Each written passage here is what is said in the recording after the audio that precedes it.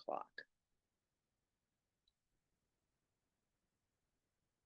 I have just a couple minutes, so then my clock shows 8:58, so I'd like to start right at 9 to make sure people, in case they're late, have a chance to come in. So far, I see 4 of you plus me makes 5.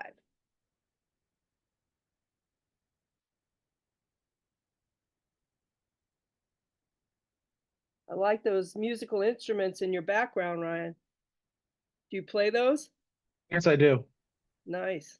See some ukuleles, or maybe a mandolin, or are they I all have ukuleles? they're all ukuleles except for this one is a hand dulcimer. Oh, cool. Very neat. Thank you. So Seems like a good meeting backdrop. there you go. It certainly opens up the conversation, right? Yep, and I've used it many times for a conversation starter. Sure. So, did you spend time in Hawaii and get interested that way, or another connection? I've played a lot of traditional instruments, and I found that the ukulele was a fun one to use on the go on travels. And then I Mm, took a kind of 2 week vacation in Hawaii, and I really fell in love with them there. So I bought a couple while I was there. I bet they make them out of really nice woods, the koa woods and such. I don't know, I can't tell the woods from here, but look like you have a nice variety.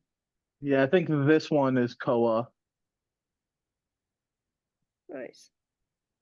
Great. Yeah, when I went there, I saw a rock and roll band played with all ukuleles. It was Wow. amazing. Yeah, I mean I bet that was fun. they had, the different styles, the bass to, the tenor and such. It was really cool though. So, alrighty. I say 9 o'clock and welcome to Ignite Session 2. My name is Stacy Sand. This is the first time that I've ever done Ignite. I joined Keller Williams in August of 2017, and as a brand new realtor. So let's see, I'm out of the North Conway, New Hampshire office with Keller Williams Coastal Lakes and Mountains, and I love working with Keller Williams because it gives me the support and the training that I need to be successful at my job, also the coaching and inspiration. And, and it's hard. It's hard starting out, whether you're starting out with a new company or starting out in real estate in general. It's a really hard thing to start because you're like most things when you're starting new, it takes practice to feel really comfortable and really good at it. And these sessions are designed to give you the fundamentals so that you can start practicing. And that's what I like about one of the things I like about Keller Williams is I started also with Ignite when I first joined the company and first became a realtor. And I was like, wow, now they're teaching me how to be a realtor, unlike my course that, taught me how to pass a test. so, so, look to each other, look to me. I'm open to talking to anybody. I've mentored a couple of realtors who've started out, and I really enjoy sharing what knowledge I have. And I'm coming from a different place than some of you. I'm an independent agent, never been on a team, but I understand, the value of teams, especially that support, extra support when you're starting out. But starting as an older agent, I wanted a little more flexibility in my schedule and in my life, and therefore, and I decided to go independent and have been. I did cap once, but that's because I probably could have capped more, but I just don't want to work that hard. I turned 70 last year, and this is my retirement job. So, but I did have 11 transactions last year, and, I average 11 to 13 transactions a year, which for me works perfectly. So, I'd like to get to know each of you just a little better before we get started with the content, because I think it helps us, maybe in our discussions about how we can help each other and, where your backgrounds are and such like that. So why don't we start with you, Deanna, since you were the first one up this morning? Um, so I am Deanna. I joined Keller Williams this past November, Mhm. as a brand new agent, so everything's new to me. And I kind of feel like a chicken with my head cut off. Mm, I don't really know what I'm doing yet. that's Hopefully I'll okay. figure it out soon. Well, you don't even have to figure it all out to start practicing. That's the good part because you have a good support system, I'm sure. What office are you working out of? Portsmouth, mostly. Great. Uh-huh. Great. How about you, Kelsey? Good morning. Morning. So I am Kelsey Knoll, and I just joined KWCLM in November. I actually got licensed in April of 23, and I was with Keller Williams in Portland. And I left there to go to another brokerage in February, and I'm back and happy to be here. And I guess I'm just looking to play, get a good like kickoff to the year, and just meet new agents that are part of the same market center. So are you mostly out of the York office or the Portsmouth office? Or Yeah, so I live in Wells, so I will probably float between Portsmouth and York. I haven't been to York yet, um, but yeah, we'll see what happens. I'm not opposed to either. They're both really about the same distance. It's not much further to go to Portsmouth than it is to go to York. sure, that's true. It's right across the river. So Yeah. I used to work in Wells, so I'm familiar with that area Oh, good. Yeah. many years ago. How about you, Ryan? Hi, I'm Ryan Perry. I am also a new realtor with Keller Williams. I got my license about 5 months ago now. I still work a full-time job, so I'm kind of transitioning out of that and trying to figure out that jumping off point, It's really difficult going from a high corporate environment into an environment where you don't even have a boss, getting those deadlines in place, getting yourself to do the things you need to do every single day. So that's what I'm hoping to get out of Ignite. Good. No, I get that because I've worked with a number of agents. It's like, who are doing that part-time real estate, and it's really, really hard to do both. Just because you don't feel like you're making the progress that you'd like to see, that you can comfortably jump off. But I don't think it'll ever be totally comfortable for you, just fair warning. But I think, once you feel you have some tools in your belt, that you might be more willing to take that risk. So I get it though, for sure. Hi, Melissa. Where are you coming from? Oh, Ryan, what office are you working out of? Portsmouth. Great. How about you, Melissa? Hi. So, I'm technically out of the Wells office, and that's where, I don't go there often. It's a little smaller than I like, but yeah, technically I'm out of the Wells office. I've been in real estate for about 6 years, and I just wanted to refocus. I've got a couple kids and a lot of sports, so I do a lot of running around with them, and that's my limited belief, I guess. And I just wanted to refocus and kind of ramp up this year just straight from the get-go. That sounds like a great plan. Is there anybody else on here today? Yeah, great. Hi, David. How are you today? Good morning. I'm well. How are you? Good. So give us a little bit about you. So I've Keller Williams for 4.5 years. That's the entirety of my life as a realtor. And I'm out of the Meredith office. Nice. So do you do real estate full time? No, I also own a bed and breakfast for now, and so I do that here in Campton, and so not as much time as I would like for real estate, but Sure. No, I understand. Well, glad to have you here today. thank you. I'm assuming your name is Patty. Is that correct? Hi, Patty. Good morning. Are you there? Well, hello. No. Well, hopefully when she comes on, we can see where she is. And the reason I asked what offices you're from, so sometimes, through these classes, I know that when I took Ignite, I met a number of people who I was able to then refer to, because for myself, I don't want to be driving all over the state of Maine and New Hampshire where I'm licensed, especially Maine, because it gets really big when you start going up to northeastern Maine.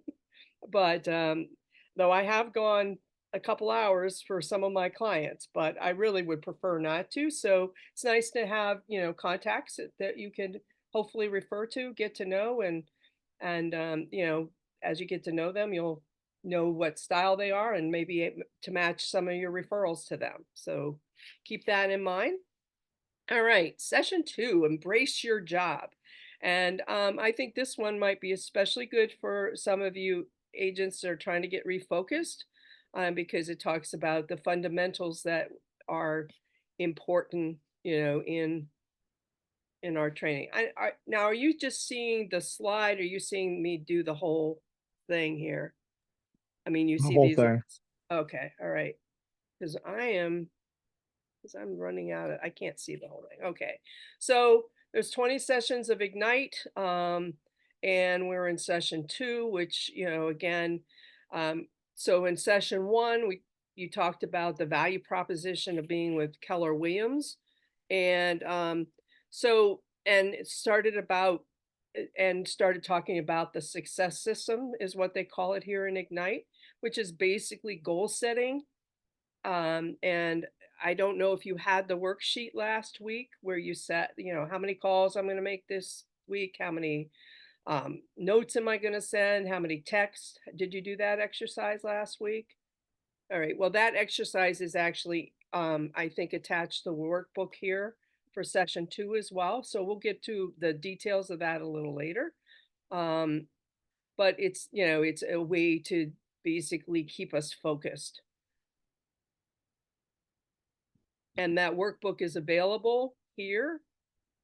So if you want to copy the link or scan the code, feel free on that.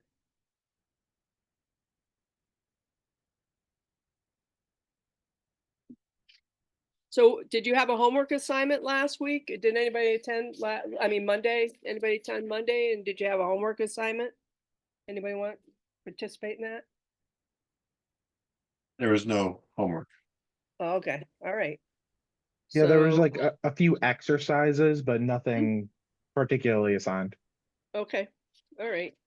Yeah, because if you go to to this workbook, there are some exercises, and I advise you, doing the ones that match each session as you go along.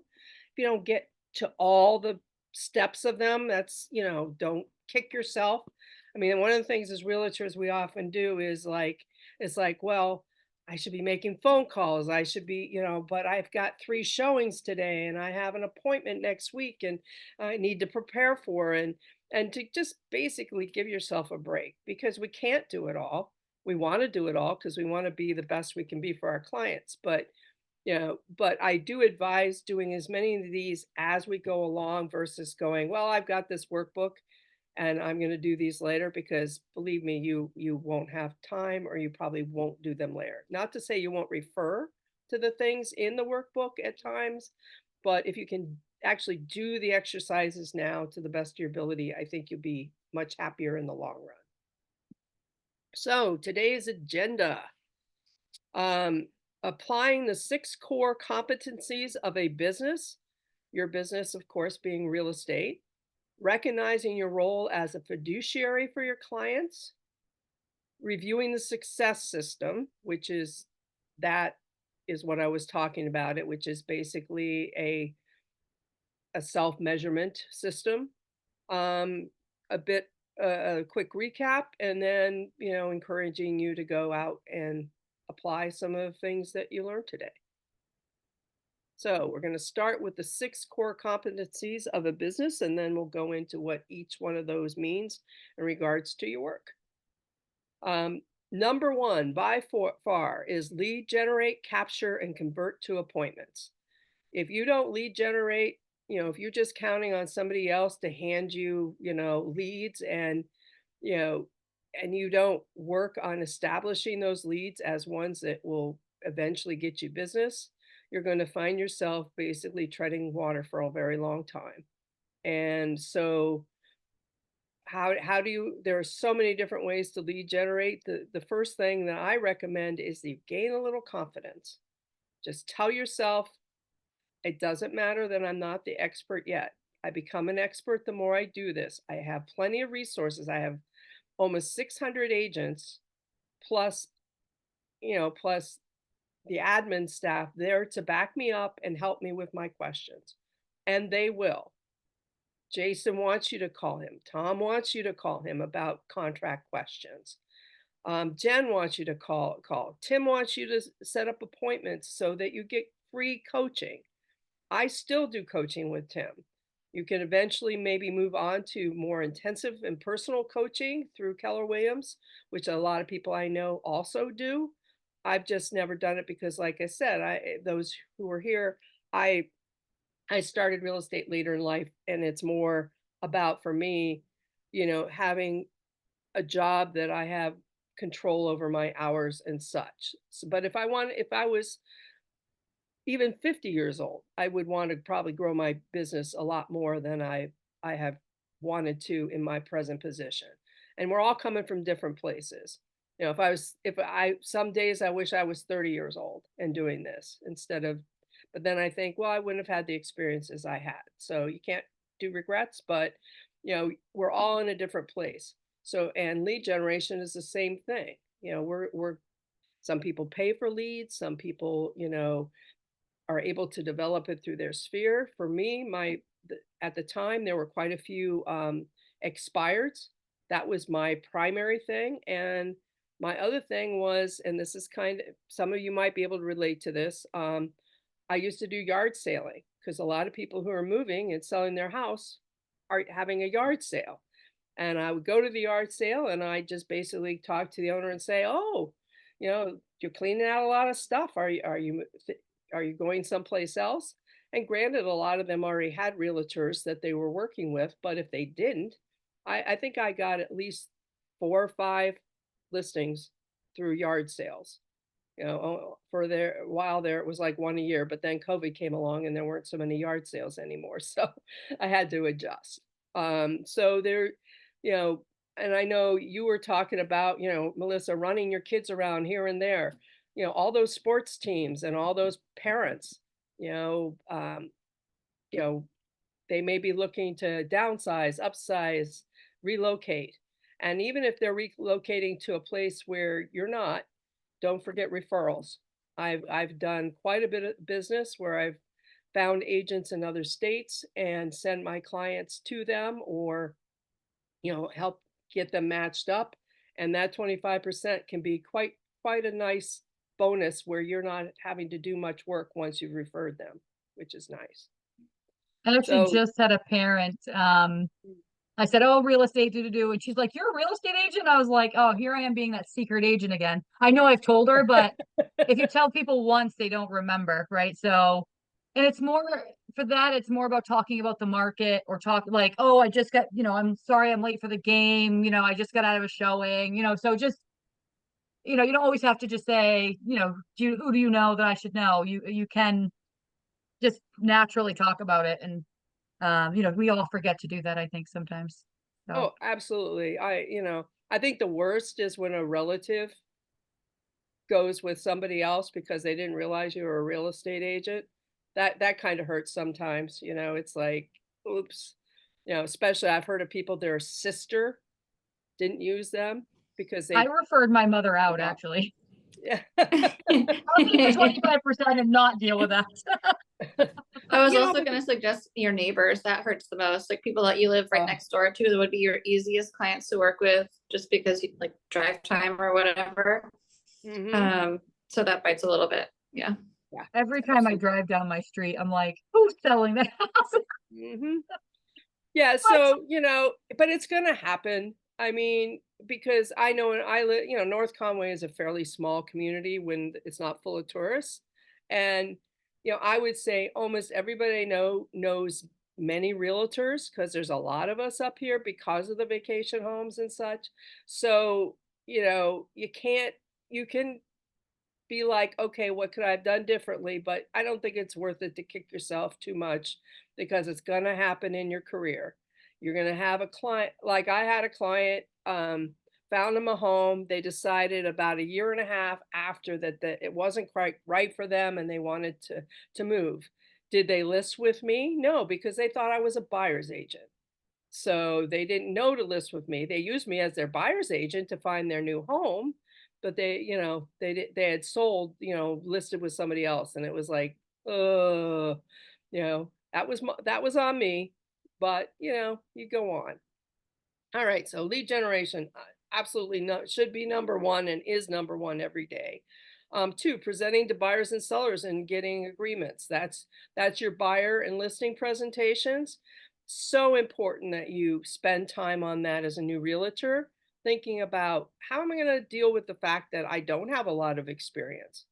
How do I utilize the experience of the agency, that we've worked with, all those almost 600 agents?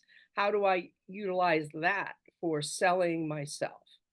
And there's nothing wrong with letting people know that you don't have a lot of experience, but emphasizing the fact that you have all these agents working with you. You have people at the moment's notice and that you're going to review with, and you're going to go over your contracts with to make sure that they're right. So, that's what you're selling. You're selling the whole package as well as your personality, because people like to work with people they like. And that's always true. They don't always like you as much at the end if you go through some hard stuff, but hopefully they still respect you. Three, showing buyers and marketing sellers. It's probably one of the most tedious parts of our jobs, especially since there's so much available online in videos and pictures and layouts and stuff with houses. But at the same time, people don't want to be they don't want to be buying a house without seeing it. And and when they're selling a house, they want people going through it. And so there's all sorts of different ways to market a house, and we can talk about a little more of that in detail. And I know farther down the road, you're going to be talking about a lot more of this in greater detail. Writing and negotiate contracts. The first thing on this, go to contracts classes. Unfortunately, this Ignite is today, and we are going to miss, if you do Maine, I think it's Massachusetts, and then we have Maine at 10. We're going to miss because we go till 11, but hop on right after this. Hop on New Hampshire contracts if you have a New Hampshire license. You will learn something every single week. Put it on your schedule if at all possible when you're not doing something like Ignite or Bold or one of the other courses. I'm too haphazard at it these days, and contracts change every year. I mean, I do go to workshops and conferences, so I usually am pretty up to date on changes, but I learned something new on contracts just by the conversations you have with other agents and going over them. It's so valuable and so important, because that's the bottom line. If you don't have a contract, don't have a contract with your buyers to show them houses, if you don't have a contract with your, a good contract with your listing, it's not, it could be invalidated. And then of course, purchase and sales agreements, and all the other little documents that go along with those. Coordinate the sale to closing. I can't emphasize enough. The one key word for this is communication. People, you can't assume that just because people have bought 5 or 6 houses that they know the next step they need to do. And for yourself, sit down with another agent. What are their steps that they go to get from contract to close? What do they have to communicate to their clients? What are, and talk to them about what are some of the snags you've hit along the way that maybe upset a deal or ruined a deal, so that you can avoid some of those.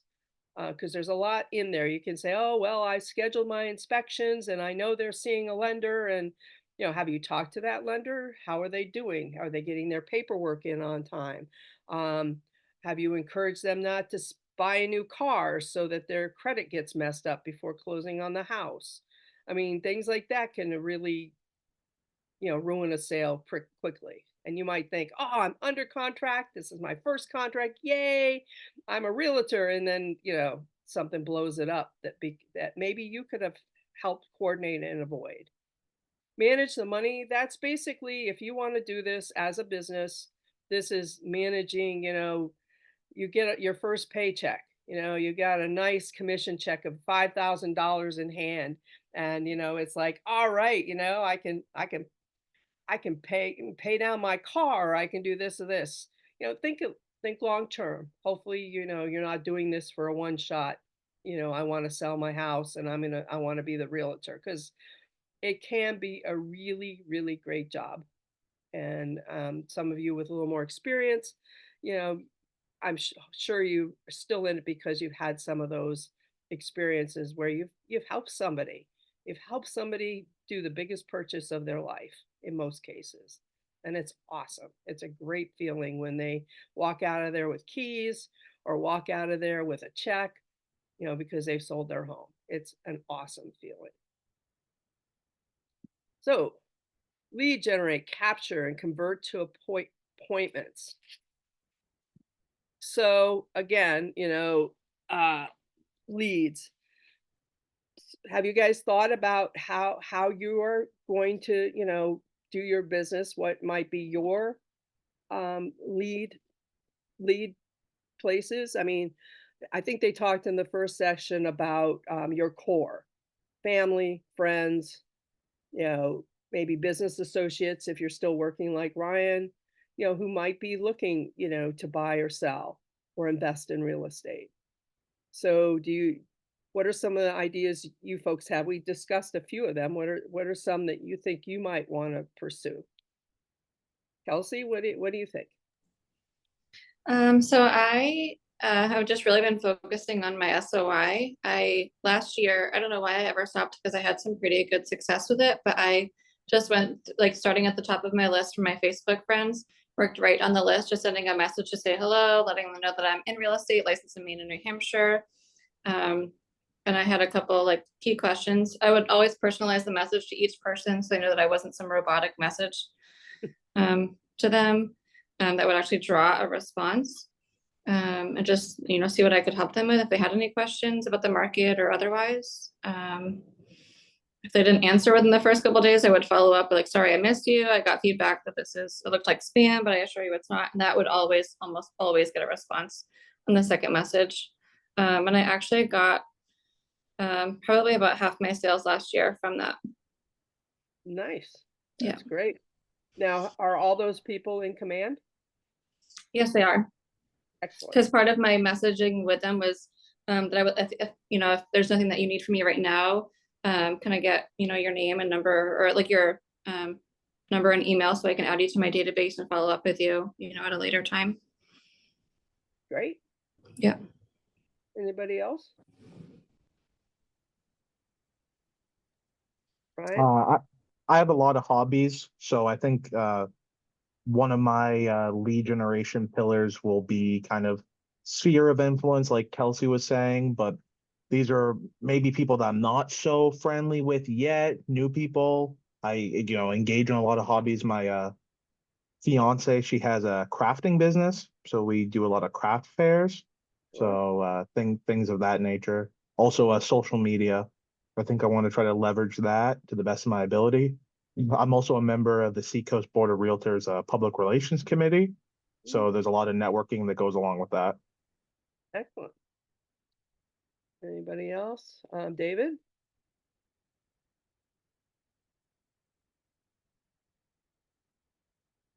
Oh, you're mute, David. Sorry. With the inn, of course, it keeps me pretty busy here, but that's also that's sort of a sitting duck for people wanting to move to this area.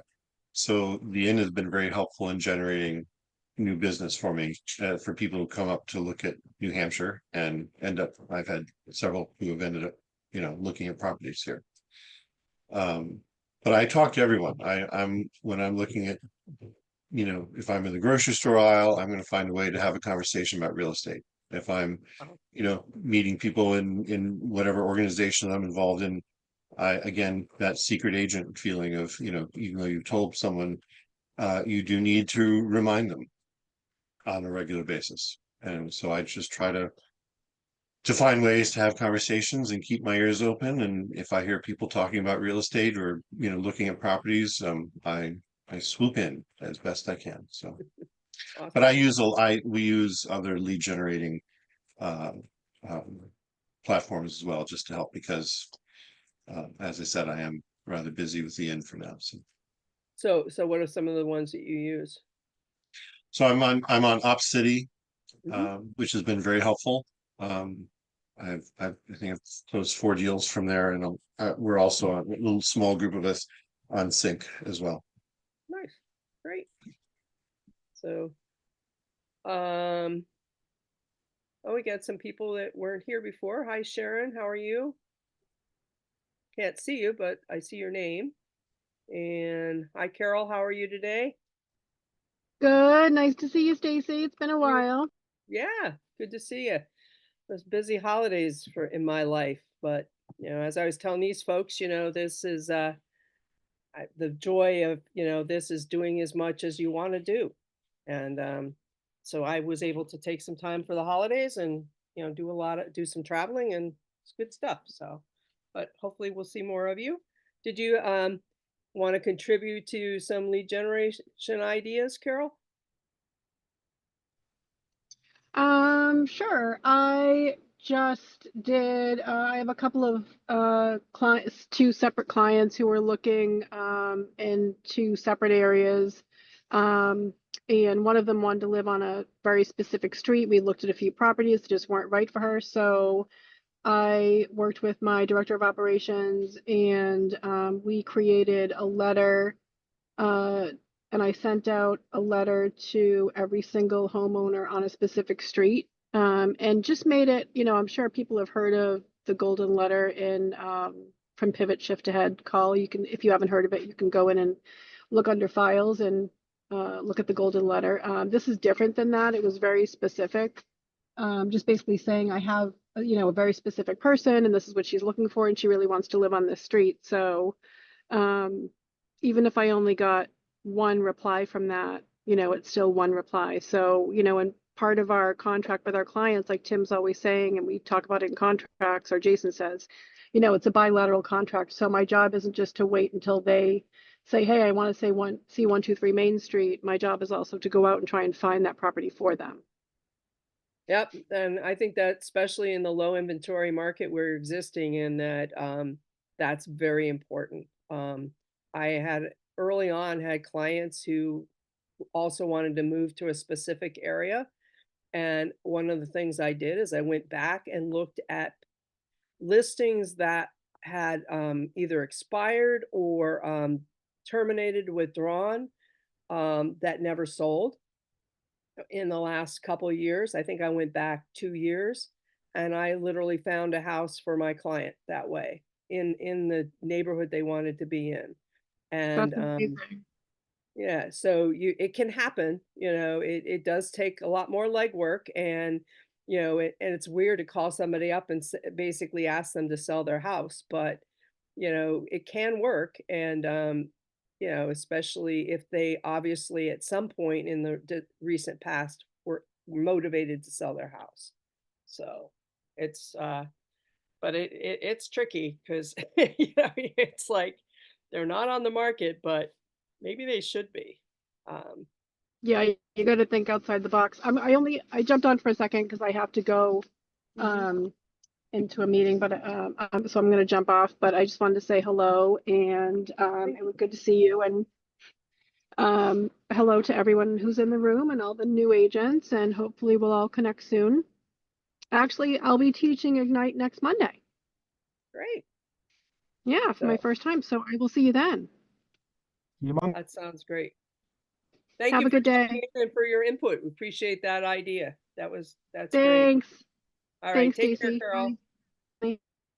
Um, Patty, are you there? No. Okay. Just wanted to give everybody a chance to talk about, some ideas. So there we go. So the second one, present to buyers and sellers and get agreements. It's one thing to make a presentation. It's another thing to get them to sign on the dotted line. One thing that I find really helpful is that unlike a year ago, when you could maybe following up on a Zillow lead or an Opcity lead or something, and you didn't have a signed contract, and you spent time, maybe a whole day spent, showing properties to somebody, and you didn't have a signed contract, and they're just like, oh, okay, thanks. But if you at least have a contract for that day, you have their information, you have their email, you have their address, you have their phone number, and you start to build that relationship. I mean, you may spend a day with them and decide you don't want to work with them. That's okay too. I don't care if you're a brand new agent or been doing this for 20 years. Sometimes you're going to be out with people you just don't like. And I would advise you, if that, don't be desperate. There's somebody else around the corner, but if they just are rubbing you the wrong way, don't make a referral. Get a referral fee if you have to, but because not every personality matches. I mean, I've had very few people that have. I mean, I'm pretty accepting of all our differences in our personalities, but there have been a few that I have actually tried to fire a client. His wife was just not she was making the transactions so difficult that I just basically called him up. She wasn't even on the contract, and said, I'm going to have to fire you. I can't work like this. And he said, I promise I'll keep her out of things. I said, okay, you need to pick up your phone then and talk to me. And we set that condition, and we actually closed, and the relationship with the wife was much better going forward once she, just let him do his thing, and she, they could do their thing, So, don't be afraid to say, no, thank you. You're not the right person for me. So that's one of the biggest goals of your presentation. It's not only to sell yourself, it's also to get to know them and what their expectations are. And David, for example, is, it's a height of, Airbnb, it's a height of bed and breakfast season, and he knows he's not going to have a lot of time to spend with somebody, maybe go, because they have no idea what houses that, where they want to move to. They have no idea, which neighborhood. I might be interested in, southwestern New Hampshire, or maybe I'm interested in Berlin Gorham. I mean, it's like, whoa. So in David's case, that he knows he's going to have a big busy schedule, and he doesn't want to drive all around the state. He can refer that. He knows people. Hopefully, he's developing, knowing people in all those different regions that he can refer to, and get some money out of that as well, because of the time spent. But the presenting is to get to know, having a conversation. It's getting to know each other, and because I'll tell you, most people don't respond to a hard sell. They will have questions. How are you going to market my property if you're doing a listing? How are you going to find me the right property? And if you're willing to say, well, I'm willing to call you like that neighborhood, and I'm willing to call or write the neighbors, that can go a long way. And, it's, what are you, and to sit down with yourself and say, how am I going to be different than everybody else? And I think if you can answer that question, you're going to be a long way towards answering the other questions that people present to you. So basically, this is, buyer presentations or buyer consultations and seller listing agreements. Big part of our job. Showing buyers and marketing sellers. It's a very, and I think most people think that's all we do. They're out, all they're doing is showing me a few houses. I know what I want. I don't need a realtor. If you've been in the business, you probably have heard that before. Marketing. Well, what are you going to do? Well, I'm going to take I'm going to take professional photographs and I'm going to do a drone video and I'm going to, and they're like, yeah, well, that's what the other guy said. What might you do differently? You know, like Ryan said, he's going to work on his, developing his, social media presence, and, and he can then use that same connection to help market for his clients. So maybe learn a niche that works for you. Maybe you can, just for myself, I held town office and was very involved in local government. So a lot of people, knew me that way. But one of the things that I used was that I got to know the town regulations, and and I made the effort to do that for surrounding towns as well. So I could refer people to, well, you want to talk to Joe at town hall. You want to go see so and so at town hall. Maybe utilizing your connections. There's one exercise in Bold where they have you call,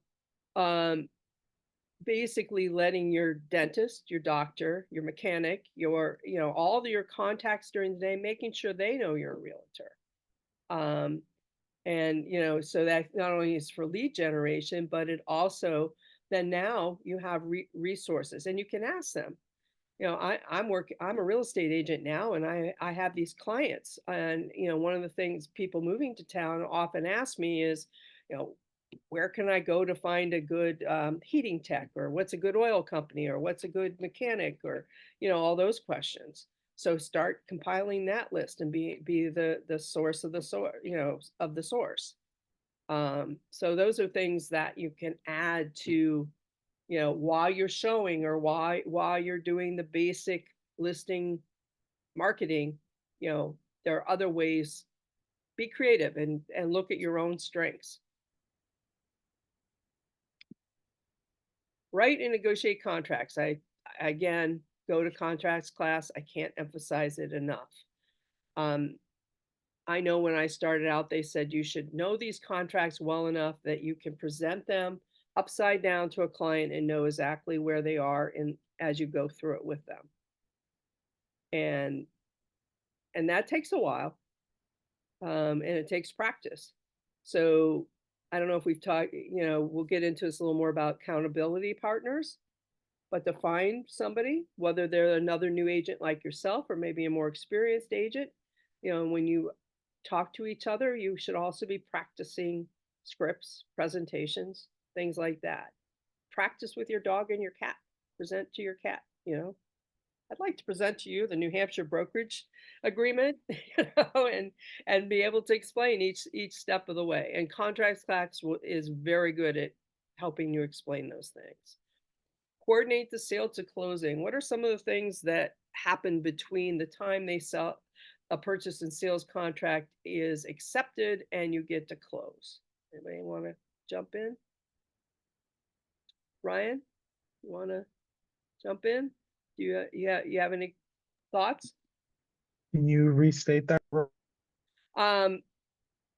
Between the time that a purchase and sales contract has been, signed and accepted by both parties, what are some of the things that happen between then and close?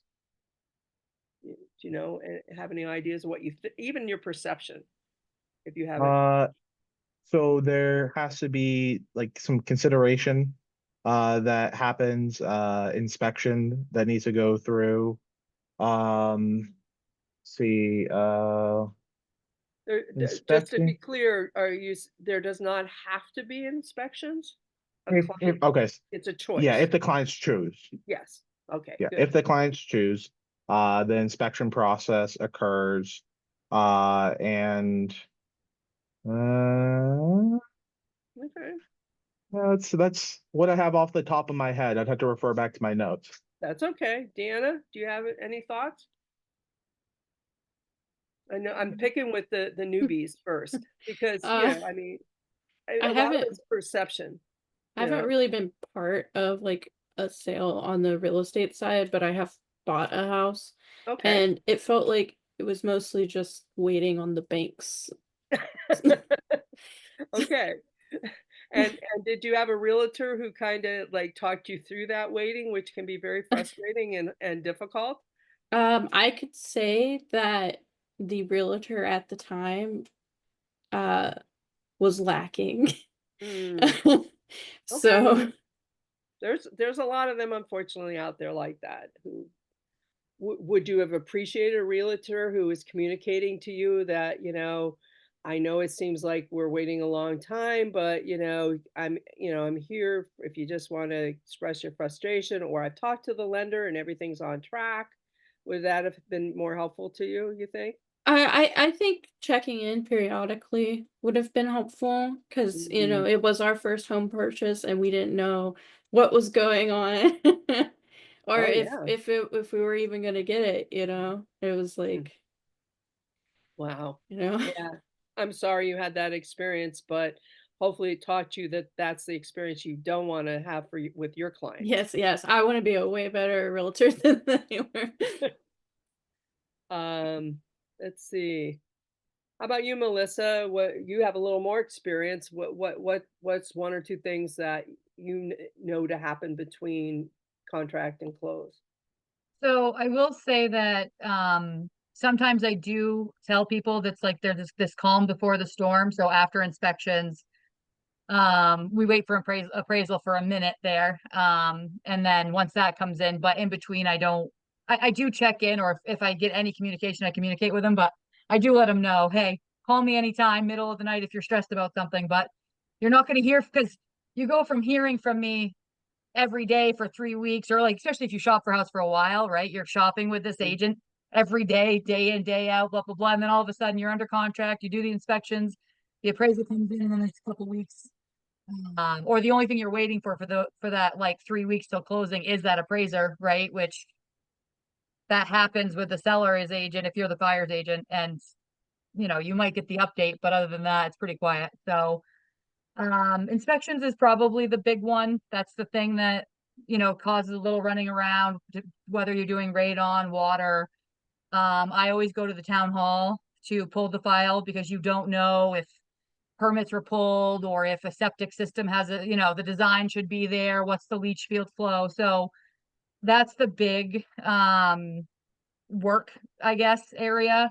And then, yeah, it's that appraisal, waiting for the clear to close and making sure title clears. So getting a hold of that title company and just, keeping up with them to make sure there's nothing on the title that you weren't expecting. So submitting paperwork to title, and then just reviewing that settlement statement, making sure that everything on there is what everybody was kind of expecting.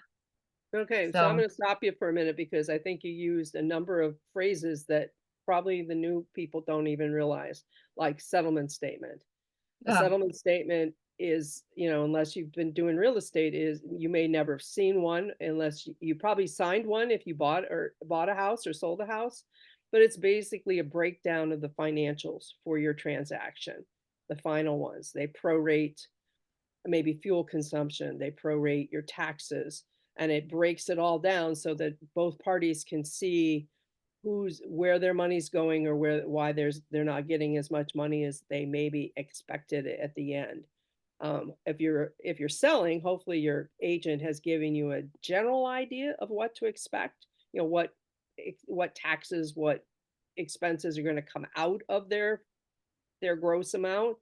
So again, it wouldn't be a bad idea for those folks who've never seen one to maybe ask an agent, can you share with me a settlement statement from one of your transactions so you can see what they look like ahead of time. And those are typically presented by your lawyer or title company who's handling your closing transaction. They're the ones that prepare that document, as well as research the deed to make sure that the deed is clear and there aren't any long lost relatives who weren't a part, should have been a part of a sale and weren't. I'll tell you it's kind of embarrassing, but it's a true story for me. Um, I I listed a piece of land. I talked to a woman, and I believe it might have been an expired. So I called her up, and I talked to her about, listing her land. All this was done over the phone. I never met her in person, and because she was the, her mother had died, and she, so she was in charge of the estate, even though she had siblings. And so finally I got the deed, and I said to her, we had listed by at this point. I mean, I looked at the deed, but I made the assumption because she was in charge of her mother's estate, her father was also on the deed. And I made the assumption that he must have died already because she didn't talk about him at all. And he was on the deed. And so the question should have been, so your father needs to sign off on this as well as you. How can we get him on board and to sign well, I went barreling ahead, okay, she's in charge of her mother's estate. I've got the paperwork for it, but I never asked about the father. And it turns out he's alive. And then he didn't want to sell. so so we had to pull it from the market. We even had a buyer, and it could have been a real, it was a mess up. It was my mistake, but things happen. And I owned up to it, and to this day feel badly about it, but hopefully it wasn't, it didn't, it wasn't a costly one in the sense that nobody turned around and sued me or anything like that. I was very lucky. But that's because I think because I communicated with people. I called and owned up to my mistake.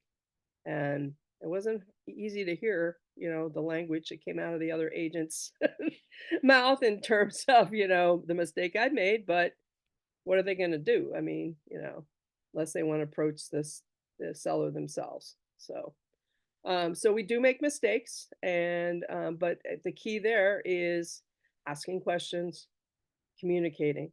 That's so important. And I highly recommend, a mentoring situation for new agents. Finding somebody, whether you're on a team or whether you're not on a team, actually somebody who will walk you through things as you go along. Um, they're basically holding your hand and letting you, and also letting them walk through. Like I did some mentoring, and we literally we did open houses together. We did, we went through contracts together. We basically, I knew a lot more than I probably should have, but I was also respectful of that relationship. And because you do sign a contract for it that basically says that I'm not, if I know what their list, some of the motivations of their sellers, I'm not sharing that information because I'm there to help them be successful. So yeah, so if mentoring is not a bad thing. But yeah, so there's a lot of steps between that contract and closing, and the key is communication. um Kelsey, have you ever had anything that jumps out in your mind that you wish you had done, or that is to be very important in a transaction? Yeah, I mean, I think this really only happened one time, but I don't think I'll ever forget it. Is kind of like staying on top of things with the lender. Lenders have a lot of responsibility in the transaction, so long as your buyer's financing. And the lender just kind of like disappeared. And so things kind of fell behind. The appraisal never got ordered. And we were about 15 days in, and I just never reached out to her to see if things were moving forward as they should have been. So unfortunately our closing did get delayed just because the appraisal didn't happen when it should have, because it didn't get ordered. So it's not like you really have to babysit your lenders, but you do need to kind of stay in constant communication with them to make sure that things are moving forward as they should be. Yeah. Just an experience I've had. I don't know if everyone else would agree. No, I totally agree with that. Even if you're a seller's agent, if you have the listing, I think it's very important that you communicate with the lender as well. Not in the same way. I mean, because you don't want to know the details of their financials and things, but to just say, I'm the listing agent.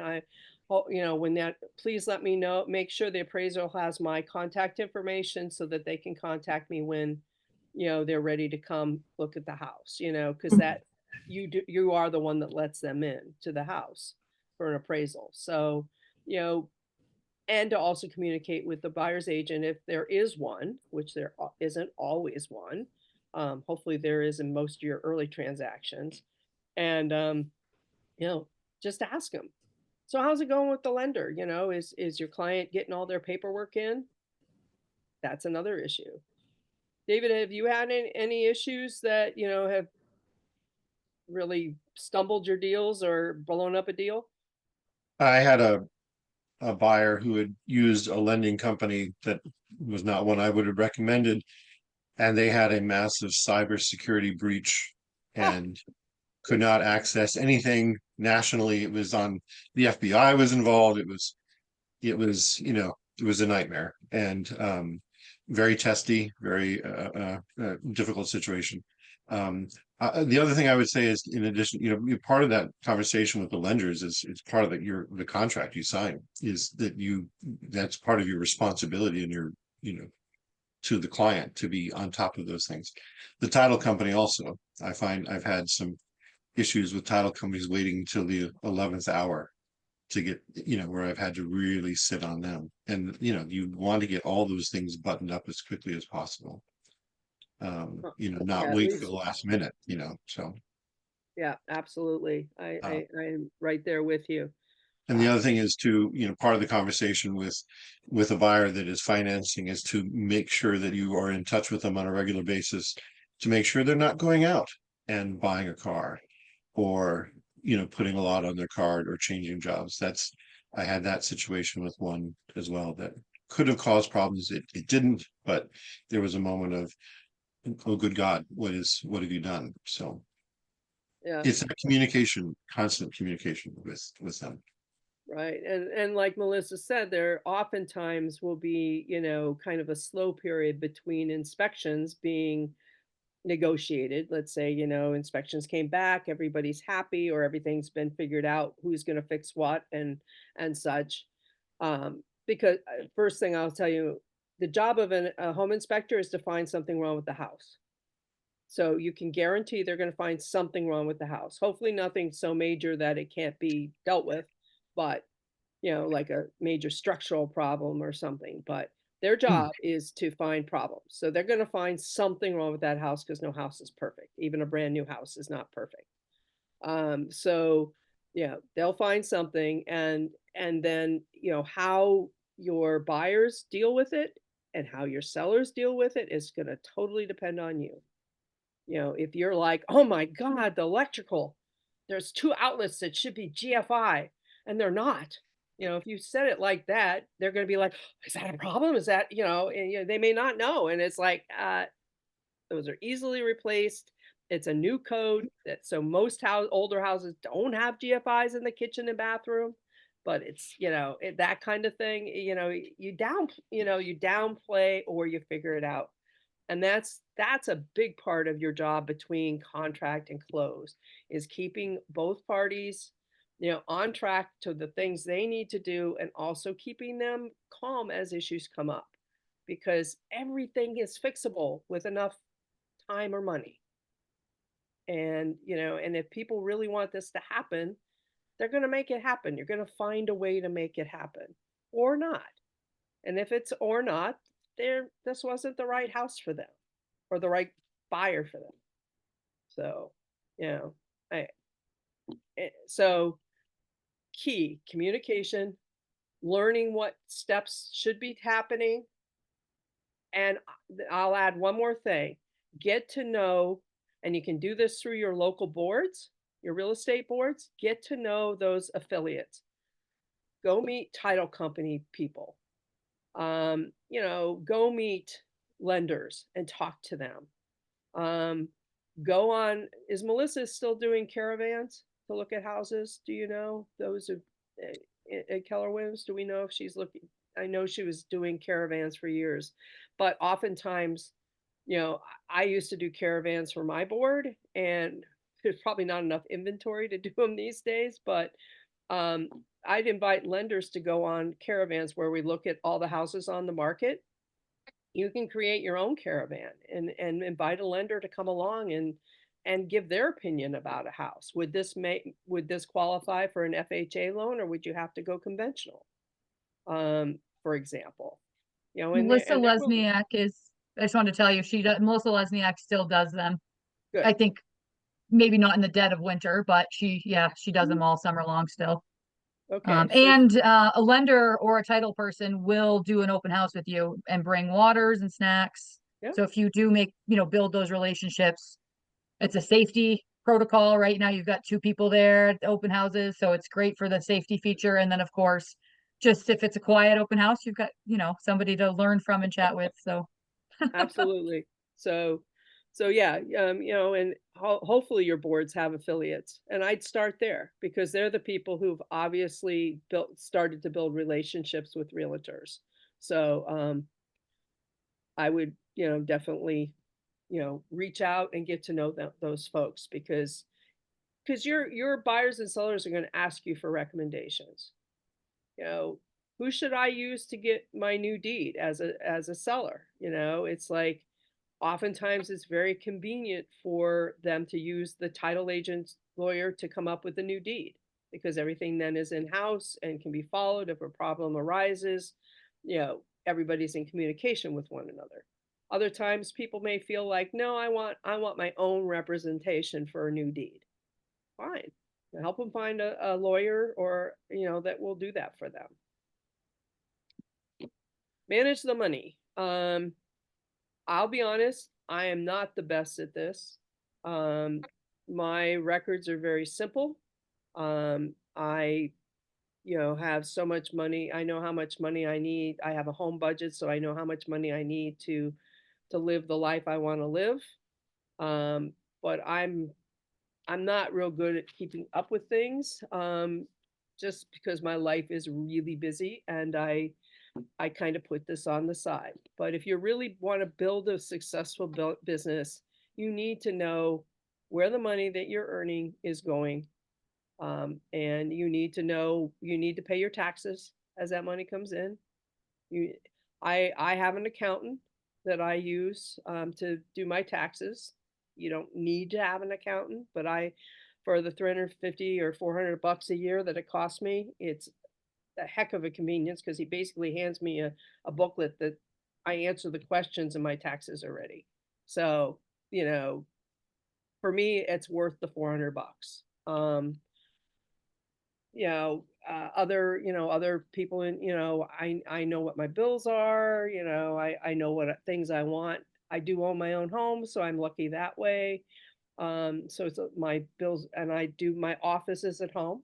Some people can't work at home. Like I have a cat that's about ready to climb on my computer. Or I have a dog that barks every time somebody's walking down the street. So those things can be big distractions, but I also don't feel the need to pay for an office. I can, if I really want to be focused and make my phone calls and, and work on my work, I do have a space in the house. Unfortunately, it's too cold in the winter, so we're actually in the kitchen right now, therefore the wine glasses. I don't have that in my office. So yeah, keeping track of what's coming in, what's going out, and this is Clifford. He's my old cat. Those things are very important, especially if you want to build a true business. And some of you younger folks, I would highly recommend that you be more on top of this than I've been. I developed a lot of bad habits over the years, and just I do balance my checkbook every month, but that's the one consistency I have, and that's so. But I do spend money that I haven't budgeted, and things like that. So, all righty, mindset. A lot of these things we talked about, I'm sure as new agents, you're going, oh my gosh, they're talking with such confidence that we can do all these things. And I've never done any of these things. And you will find, even after many years of doing real estate, that there are days where you need to get some appointments on the books because you don't have any business coming. You don't have anything under contract. You don't have a listing. I mean, and this can be experienced agents, because it's tough right now. When I put a listing on yesterday, And when I did for the area that I look at every day for what's the inventory and, what's sold, da, da, da, da, da, I, there were 3 in the last 3 days, new online. Whoa, cat. And I was 4. By the end of the day, there were 8. But, it's like for my region, there were only 8 new listings in the last 3 days. It's like, that's really low. I mean, in the summer, there's typically 30. During, sorry. Okay. So, yeah. So, oh no, I can't see you guys. Oh no. Shoot, where did you go? I see you, but I don't see the screen. Hold on. Sorry about that. My cat basically jumped on this thing.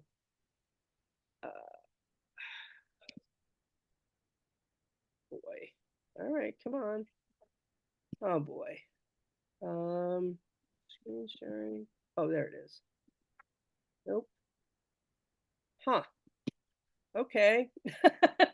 I have a glitch here, so I'm sorry. My anyway, good time to stretch while I deal with video settings.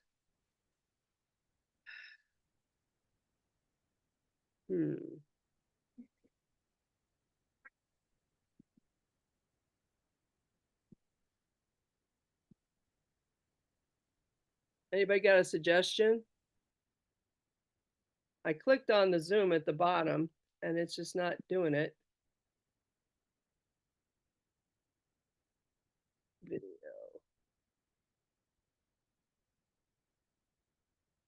Huh. Anybody got an idea?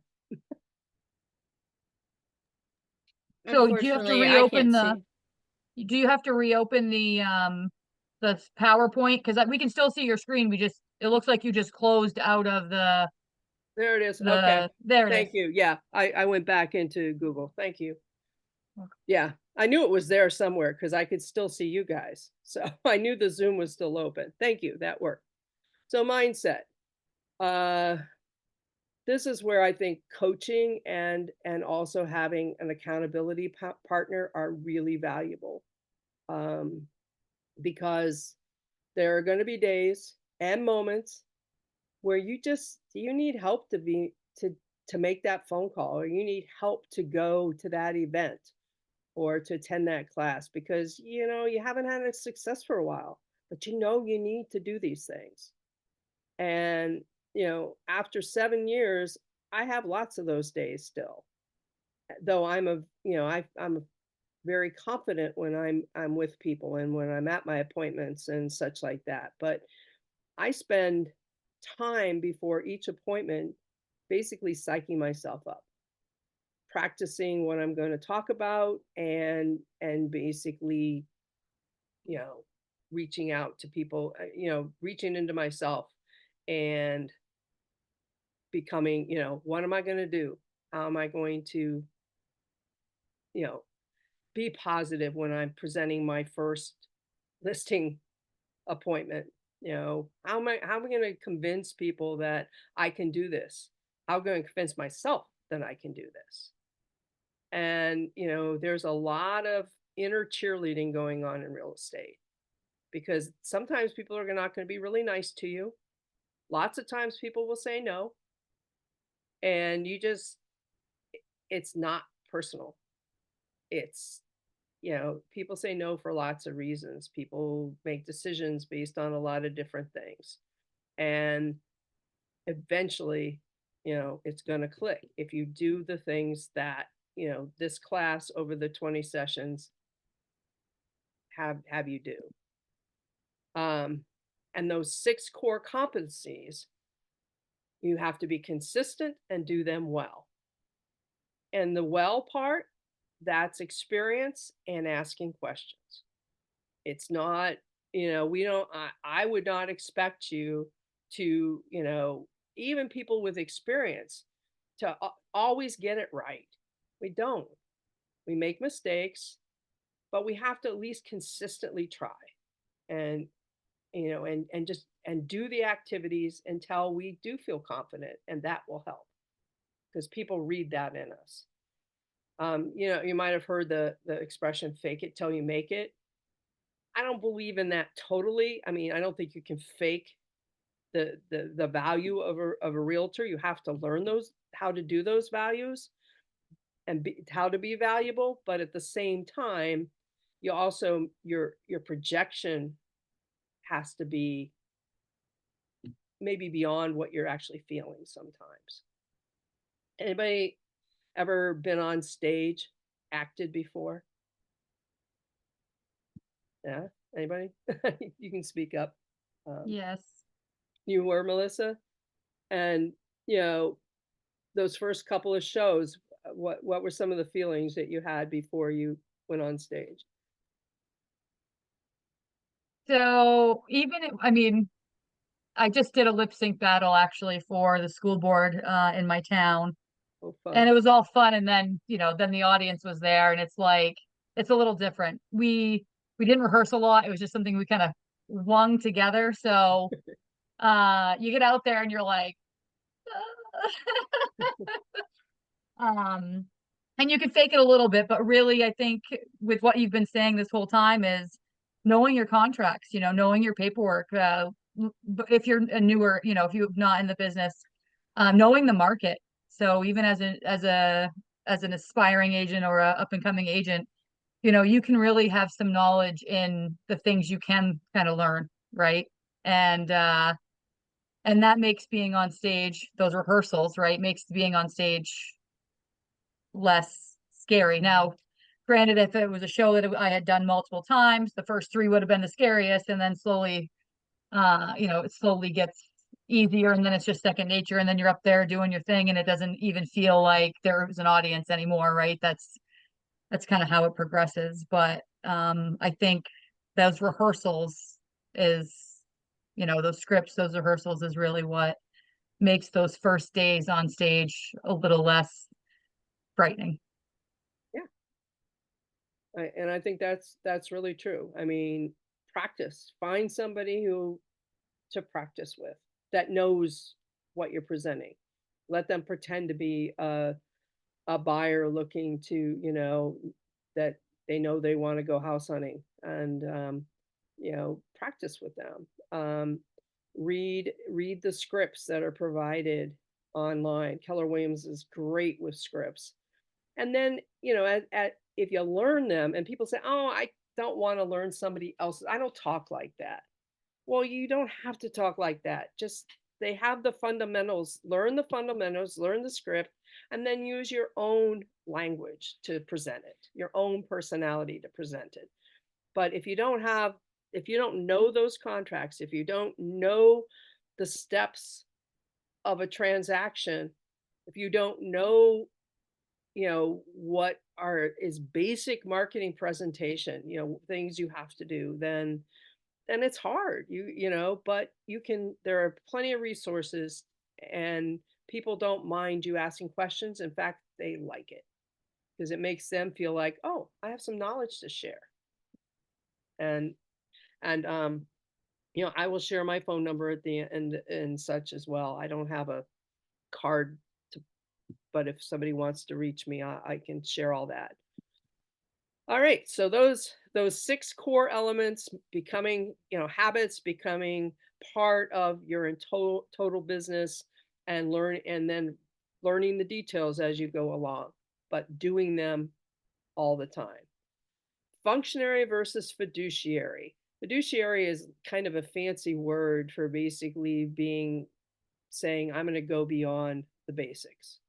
I'm not going to be that realtor that Deanna had, who, oh, I've got my license and I'm going to get you into this house. Okay, go for it. It's like, you need somebody who's going to go those extra yards and is going to listen to what your needs are. Not every buyer is a first-time home buyer or even a second-time home buyer. Some have been buying real estate for years. Oftentimes they think they know more than they do because the laws change, the contracts change, Each state is a little different. But your attentiveness and your listening ability and your communicating when the information needs to be communicated back are all things that go beyond functionary. We can all do the basics if somebody gives us a list to follow, but here as a successful agent, I think you need to be the fiduciary. Nothing about your business will have a big impact on it as the number of leads you have.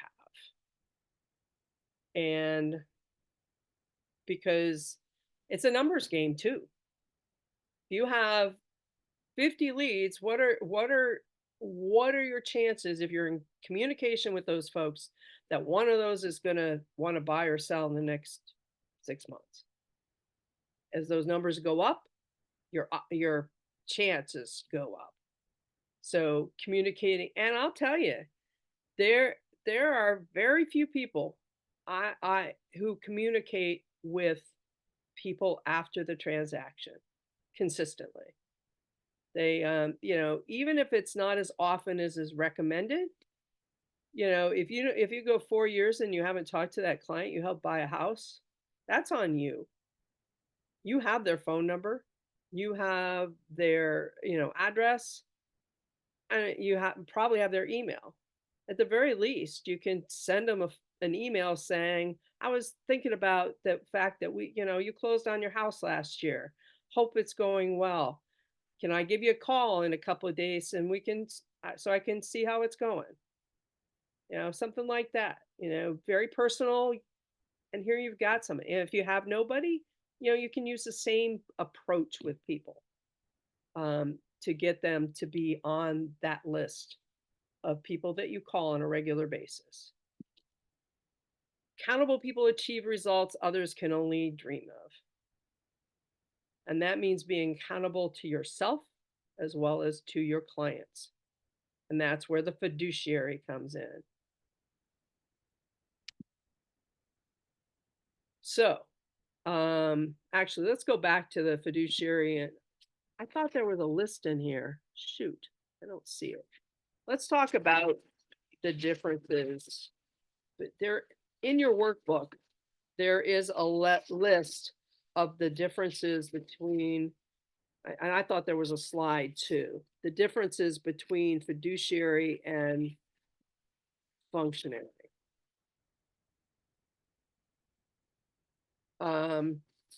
We talked about it in the Millionaire Real Estate Agent. I thought there was a slide. I messed up on that. Example, a fiduciary places their client's interest ahead of all others, even their own. And does that mean that you break the law because your client wants you not to disclose something that needs to be disclosed? Absolutely not, because that's not helping anybody. Is that your client has tested their home for lead paint and they know there's lead paint in their home and it's been tested and they have those results, yet they don't want to share them because they're like, it's a multi-housing and they know that whoever's going to buy it's going to rent it, and they're like, I don't want to know this. No, that's breaking the law. So you're not going to support them in breaking the law. But if they want you to go that extra yard to maybe get some information for them that you legally can access, you should be doing it. If they they want you to keep some information confidential that's legally you're able to do, absolutely. They are confident, there's the list, and confidentiality is one of them when they become a client. So the fiduciary does those extra steps of putting them ahead of ourselves. Your client wants to see a house on the weekend. It's the weekend that you're going away for your anniversary. You're not available, but this is your client. The fiduciary is going to go find somebody to show that house to your client, and they're going to pay them to do it. The functionary is going to be like, well, I'm away this weekend. I told you I was going away this weekend. And I can't, but with this inventory, if you don't get on top of it, it's still that type of market where if you don't get there as soon as it's on, you might lose that opportunity. And that's where knowing other agents comes in really handy, or knowing where the Facebook page is so you can put it out there. I need an agent to do a showing for me. Please, contact me. Anybody available to do an open house for me this Sunday? Things come up. Or maybe Sunday is your family time, but your client is adamant that Sunday's the only day they can do the open house. So get somebody else to do it for you. Pay them. Or agree to pay them out of when the house sells. Or maybe give them all the clients that come to the open house. I mean, there's different ways to compensate people for their time. And, but, client interest beyond your own. Now, do you have to take a call from your client at 11 o'clock at night? Only if you've told them that I'm available all the time. Then you should be available all the time. You should get back to them fairly quickly because it might be an emergency. Or maybe you just say, okay, after 8 o'clock, I'm not accepting any phone calls. I'm putting my kids to bed and I'm shut down for the day. Or after 5 o'clock, whatever your schedule is. But by being a fiduciary, their expectations are going to match what you provide. And so that they know. And again, communication. If they don't know what your needs are and you haven't asked what theirs are, then you've lost the ability to be a fiduciary and meet their needs. And maybe they're not the right client. Maybe this is somebody who lives on the West Coast. They're not even available. I had a client from Hawaii, so they didn't even, which is like 6 hours difference.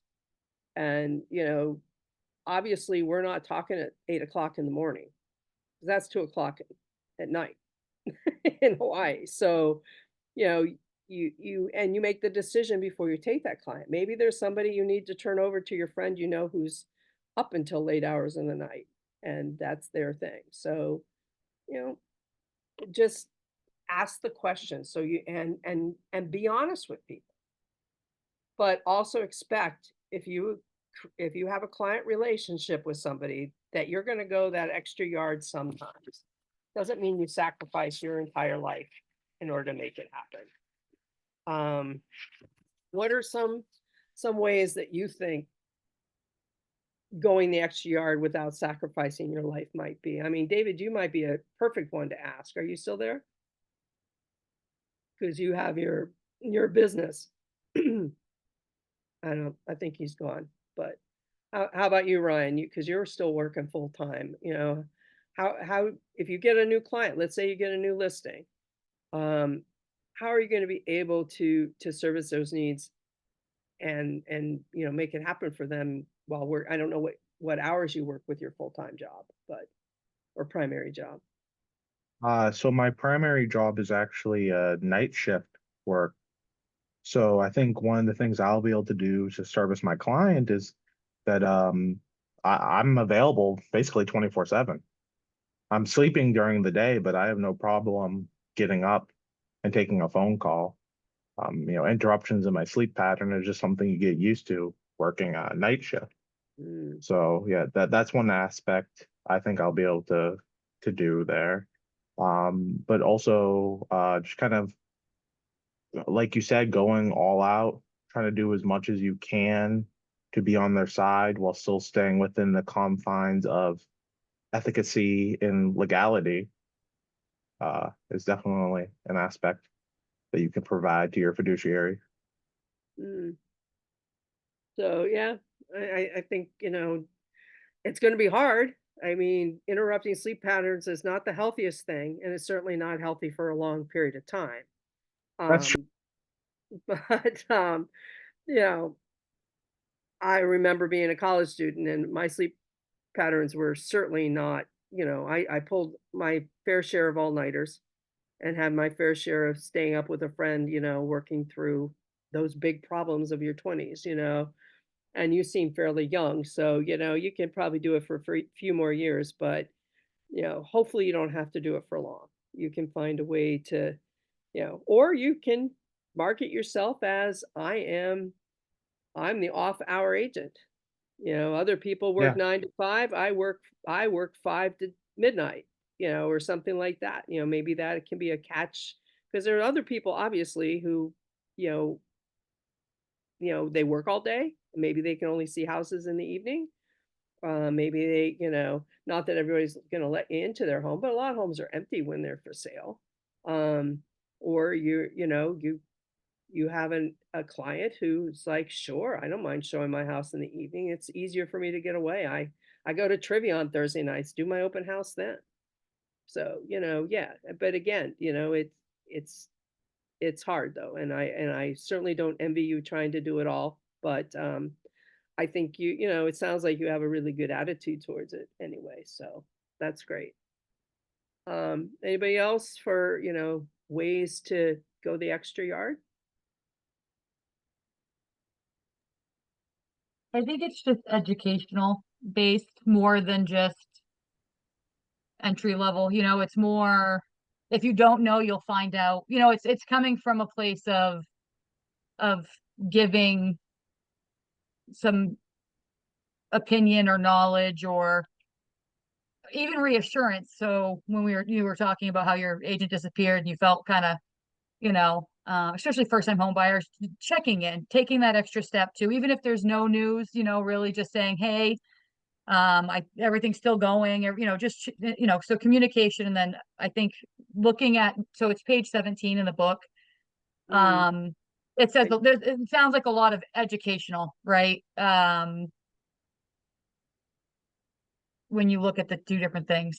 Yeah. And I think the first thing that you need to learn as a newer agent, and you'll carry it throughout your career, is the willingness to say, I don't know, but I'm happy to try and find out. I'm happy to look into that for you.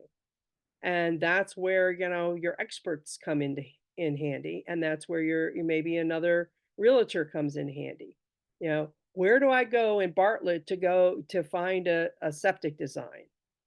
What do I do? Oh, you go to town hall and you need to talk to so and so, but be careful, they're closed on Fridays. Or you'll go online and get that information.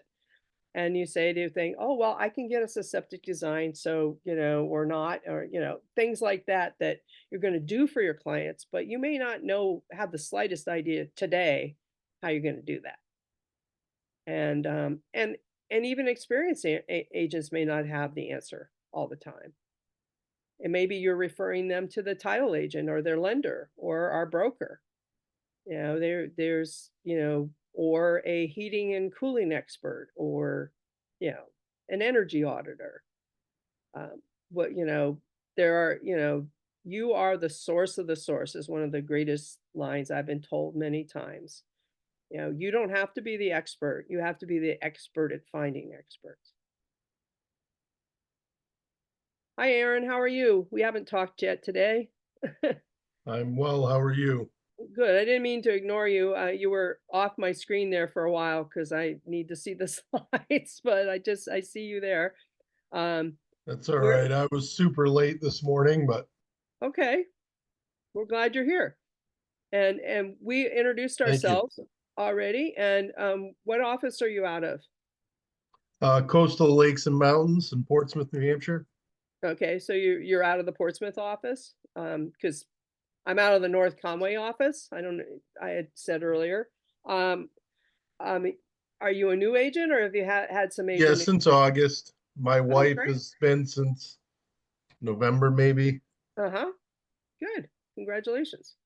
So we have a couple other folks who are in the same shoes. So hopefully, you can, muddle through together and through Ignite, learn enough that you can feel like you have a little more confidence and a little more knowledge of things you need to do. And one of the things I also said in the beginning is be sure and do as many exercises that are in the workbook and, that we're going to be talking about as you can every day. If you wait till the end and say, oh, well, I'm going to go back through and do this, you will have forgotten a lot, or you will never do it. All right. I took Ignite and I was at that time we didn't have Zoom. We had to be in person.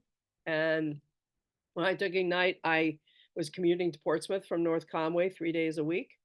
And, so that's a lot of time in the car. So I didn't have as much time to do my exercises as some, but I did find that if I at least tried to do as much of them as I could, that I came out of it, feeling better about, remembering what I learned that day. So, let's see. All right. So leads. Did anybody talk to you about the advantage of listings versus buyers? With listing comes buyers, and that is very true. So if you can get a listing, it's going to bring you new buyers who don't have an agent, who hopefully, even if they don't buy this house, might buy something else with you. And that is so true. I remember sitting in a meeting with a really experienced realtor who had just joined Keller Williams. She said, and it was with Tim Lindsay, and hopefully you've met. And if you haven't, you need to meet him and sit down and talk to him, because he's true inspiration for your business. And she said, but Tim, I love working with buyers much more than sellers. And he's like, Teresa, you will get the buyers as well. So you'll have plenty of buyers to work with if you get the listings. And she tried it, and sure enough, she had all the buyers she wanted. In fact, she started referring her buyers out, soon, and had a team within, 2 years of that conversation. So definitely, listings lead to buyers as well. All right, this is something that this is a homework assignment that I think you should try to do, is to find an accountability partner. It could be somebody you know. It could be somebody you look at, you look through our list of agents and say to them, I'm looking for accountability partner, somebody to practice scripts with, somebody to when to check in with every day to see that I'm meeting my goals for the week or for the day. And, somebody who's willing to be on the phone with me for 15 minutes every day of the days I work. And you choose what day, or maybe just 3 days a week, whatever you can get a commit, but find somebody to get a commitment. We've got 1, 2, 3, 4. I think we've had about 5 people. We have at least 5, 6 people on right here. Happy. I would suggest that we share our information in our in the chat. I can't get to mine, but put in your contact information, and we can so that maybe we start having, if you want to work with each other and encourage. I didn't have an accountability early on. I wish I had earlier on. I think sometimes it's better to work with somebody who's in a different place than you are. I was working with somebody who was we were very close in terms of number of transactions we were doing and such.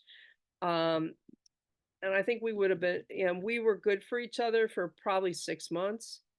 And then it became more, it wasn't true, oh, I'm too busy to practice scripts. Oh, I don't feel I need that. We just started like getting away from what our own goals were. So if you have somebody who maybe is in a different place, you might learn something from them, even if they're new. You learn a lot from people because you forget those questions that you had early on, and it's good to review. So when you find that accountability partner, this is a great list. Find a safe place to share. Follow through with action items. You can do it in person if you're out of the same office sometimes, or you can do it over the phone or Zoom, any way you want to do it. Follow through with your action items. Don't just like give everybody a pass. Say, oh, weren't you going to make 10 phone calls yesterday morning? Yeah, but the dog started throwing up, and and then I had to take the kid to this, and da da da da da da, and yeah, life happens, but if you couldn't do it in the morning, what happened to the afternoon? That kind of thing. Be accountable to yourself. It's like, and if you can't do it, just say, I didn't do it. I admit it. I didn't I didn't meet my goals for today. I found other things that I wanted to do more. You know, sh- is my business going to be hurt by it? Probably. But you know what? Because I did today and was lax today, I'm going to work harder tomorrow. Just, if you do it every day, it becomes a problem. You're not going to be successful. But if you miss a day, don't be so hard on yourself, or only do part of what you planned on. Don't be hard. Um, Listen and pay attention to what the other person shares. It's not just all about you. You're being helpful to them too, whether you have an experienced realtor or you're just listening to and making them accountable and saying to them, I have it written down here. You told me yesterday you're going to write 5 notes. Did you write any? No. Well, maybe you can do 10 tomorrow. That kind of thing. Set a schedule, frequency of checking in, dig deep to find out why you do the things you do. Don't just say, I didn't do them. Say, well, what came up instead that was more important? And then you can look at it and say, is that really more important than what I should have been doing? And you kind of evaluate it and think, my my hour on Facebook was more than a 10-minute break just to refresh my brain. It was, it became down the rabbit hole. I admit it. I got to be careful and not do that again when I'm supposed to be making phone calls, for example. Respect each other in the process. We're not judging here. We're here to help each other. Create a commitment, stick to it. Even if it's just for 3 months, just get started. It's 3 months. Whatever it takes that you can be accountable to versus, being, it's better to say, I'm going to do this for a month consistently than to say, oh, I'm going to do it all year. And then just let it kind of fade away. Be open to receiving feedback. Again, we try to be non-judgmental and help each other. Give specific feedback. Don't say, oh, that was a good job. Why was it a good job? What did they do that you thought sounded like a good idea? Is it something you want to share? Is it and use yourself? Is it, something that you just never thought of, and say to them, oh, I like that idea. Or, just, whether it's positive or negative, just be specific. You're a big part of Keller Williams is win-win in transactions with other agents, and the whole purpose and accountability partner is that we both get better at what we're doing, whoever we're being accountable to. Because the big bottom line is you're accountable to yourself. If you don't do your job, you're not. If you don't make the phone calls, if you don't do some of the things you don't like to do in real estate, but do them anyway, you're not going to succeed. This is the Success System Tracker. And I thought, according to what I was reading in my background material, that some of this was discussed the first week, but if it was first session, but if it wasn't, it is in this one, in your workbook. So basically it's giving you a chart that allows you to create your own goals on a short-term basis. This is a daily basis. If you're part-time, like, maybe for you right now, Ryan, you only want to work 3 days a week, 2 days a week, you make sure that this is is for those 3 days. You want to work 5 days a week, 7 days a week, for myself, I work 7 days a week, most weeks, but I also have time to go for a walk in the woods with my dog, or to be involved, to go to a book discussion group, or to go swimming in the middle of the day, so that's and my lifestyle fits because I don't have children that I have to take to appointments. I don't have, or pick up from school.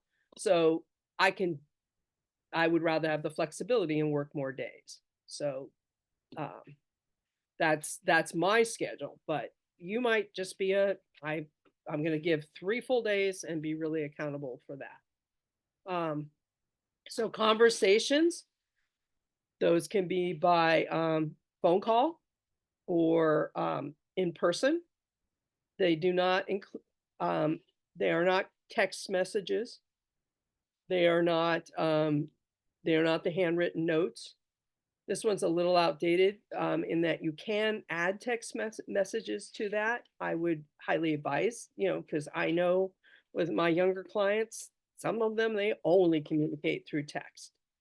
So if it's, just a matter of checking in with somebody and you've already got a relationship with them, then a conversation might take place with text. But I don't, when they say 10 conversations, they're talking in person and over the phone. So, and if you do 10 a day, you will find that your business will build and grow. You might even set a higher goal. Like if you're working less days, maybe you're going to do 15 conversations. So, this is just a minimum recommendation, is that you have at least 10 conversations a day. Some of those may be first conversations about, maybe it's similar to the Ford, family, asking about family recreation organization, that thing that you had the first week. And make sure that each of those conversations, you gather the information so that you can add that contact to your command. I don't utilize command nearly enough. I was all gung-ho when it first came out.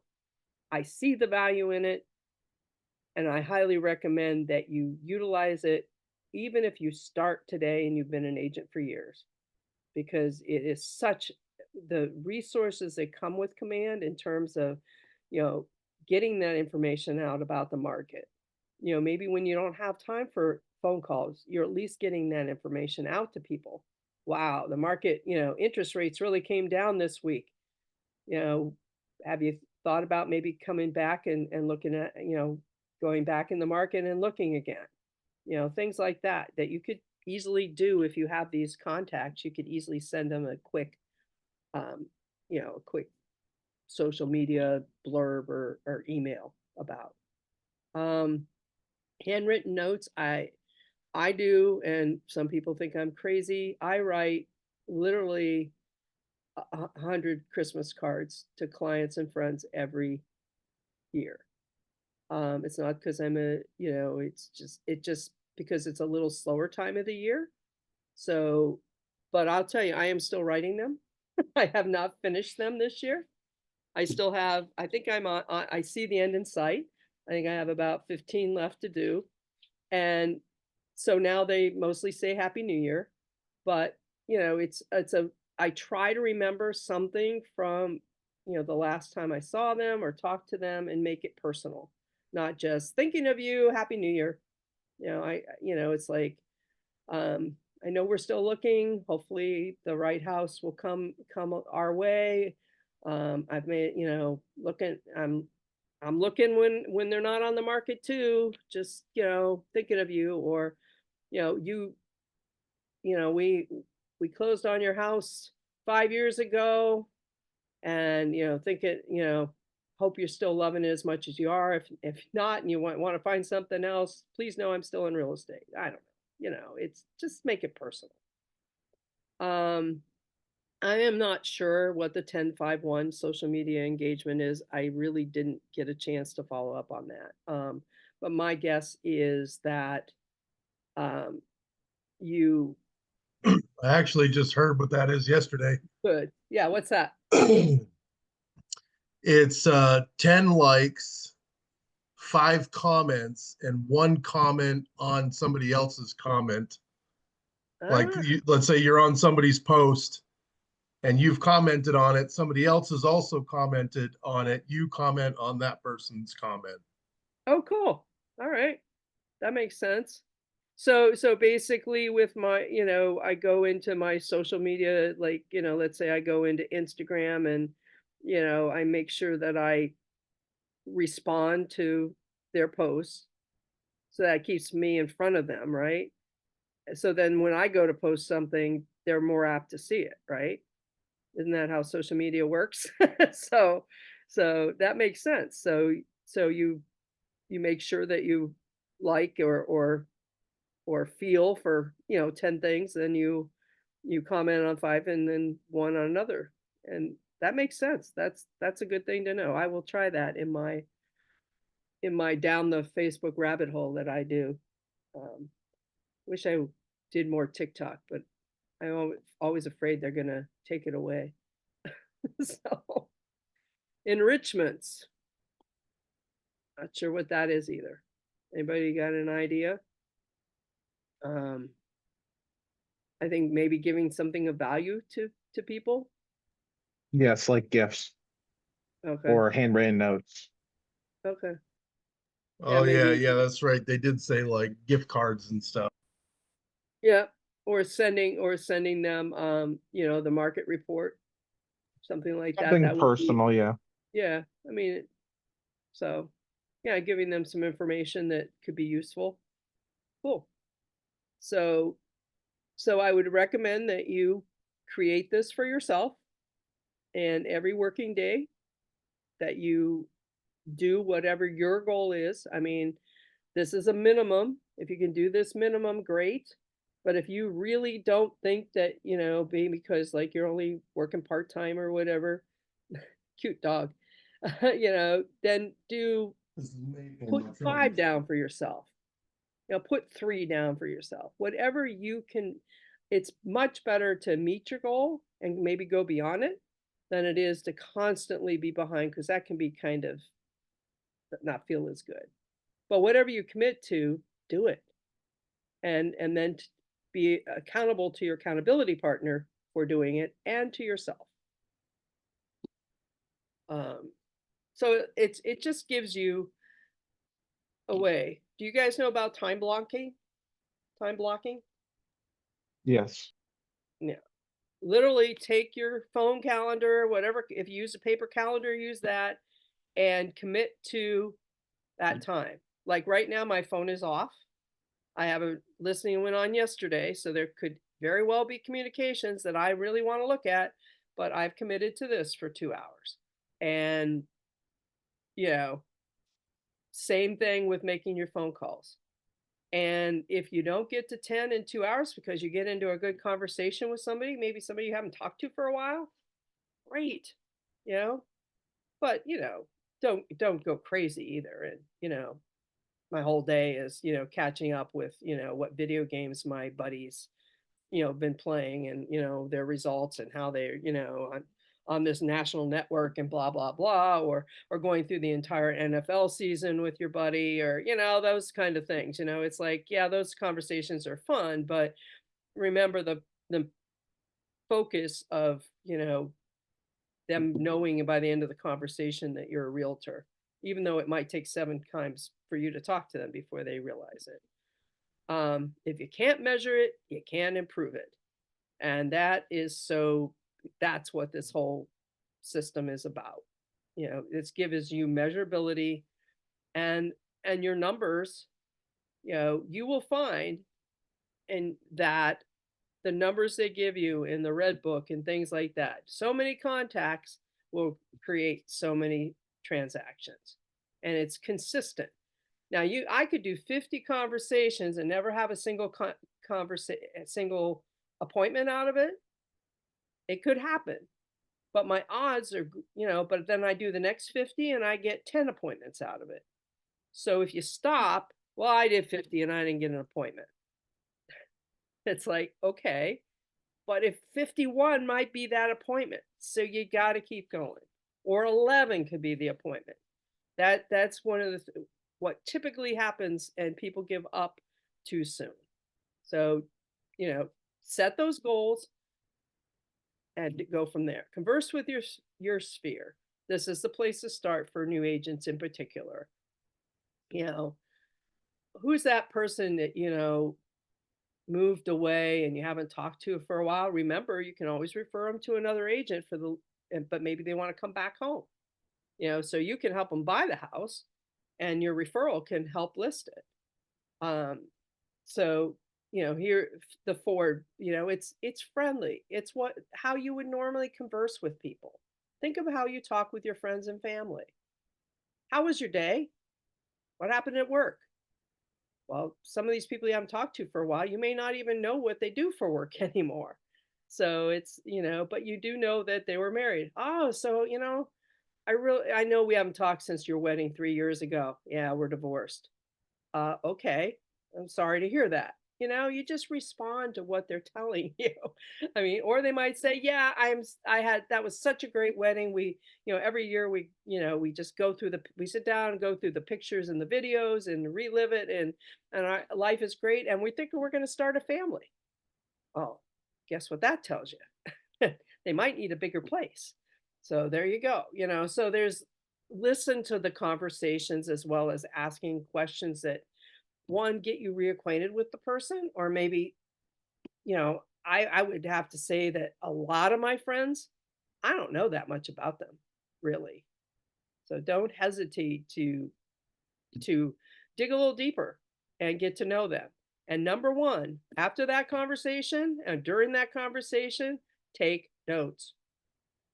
Because 3 months from now, when you go to call them again, you may not remember that conversation because you've had 50 conversations since then with different people. And command has a place for it. Right in command, you can take that note.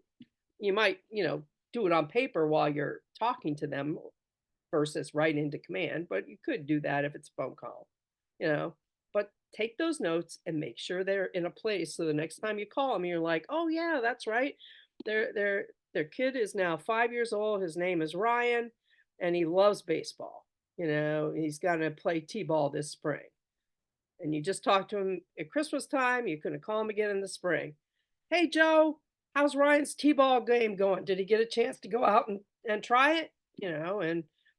Personal. And they're going to be like, wow, I have a dermatologist I see once a year because I have the kind of complexion. I've had skin cancer a couple of times, luckily not the bad kind.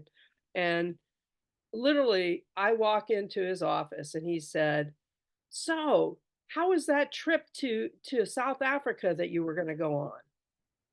And I'm like, this doctor remembered I was going to South Africa. He may have just written a note in his notes, but he looked at them before he came in, and to me it was like, wow, he cares about me and my life. And so that's where those notes become really important. People will be so impressed that you remember those little details. And I don't expect you to remember those details. I expect you to take notes on those details so that you can review them before you talk to people. So and I wish I took better notes, trust me. Unfortunately, one of the things I've always had trouble with, I used to do radio sales, was remembering clients' names. Because you do a lot of going into businesses when you're doing radio sales to talk to, whoever's in charge of marketing or business owners, because I was doing local radio. So I did a lot of conversations with business owners. And if I hadn't taken notes, and they hadn't, worked with me before, it would be like, oh, shoot, what's their name? And I literally had a notebook, this business, Frameworks business, Louise, so I could remember their name. I mean, you could usually find out their name online, but if you didn't prep for it and you're just driving around and hitting places in an area, and same with clients, though, I have a real hard time with names. So I apologize if, we've met here and we meet in person and I forget your name in 10 minutes. But don't be afraid to ask. Or if somebody says the wrong name, say, friendly, say, that's close, but my name is X. Because you want people to remember your name so that they'll contact you again. Where are we here? Oh, start with your sphere for your database, success system. Again, here's your minimum that they recommend. Do not call list. Hopefully they go over this every day. But you sign up. You can sign up by area code. Luckily, we live in a part of the country where there's one area code for Maine, one area code for New Hampshire, one area code for Vermont. It's a little more complicated in Massachusetts, but you can sign up for it's 3 area codes for free. It's at least 2. And if most of your phone calls are to, a particular, obviously, if you're licensed in New Hampshire, most of your calls will probably be to 603. So that's the first one that you want to do, is get signed up for 603 so you can check every number before you start your calls and make sure that they're not on there, even past clients. In the case of past clients, I would probably send them an email and ask them, say, I see you're on the do not call list. Would it be all right if I called you? And asking their permission ahead of time. And they might be happy to hear from you. That, they went on that list because they're getting 5,000 telemarketers as well. And you're not calling to telemarket. It is a sales call, but you're calling to see how they are. And so, but do not violate this. There's a big, huge fines, and it's a really bad thing. I will admit, I'm not that great at this.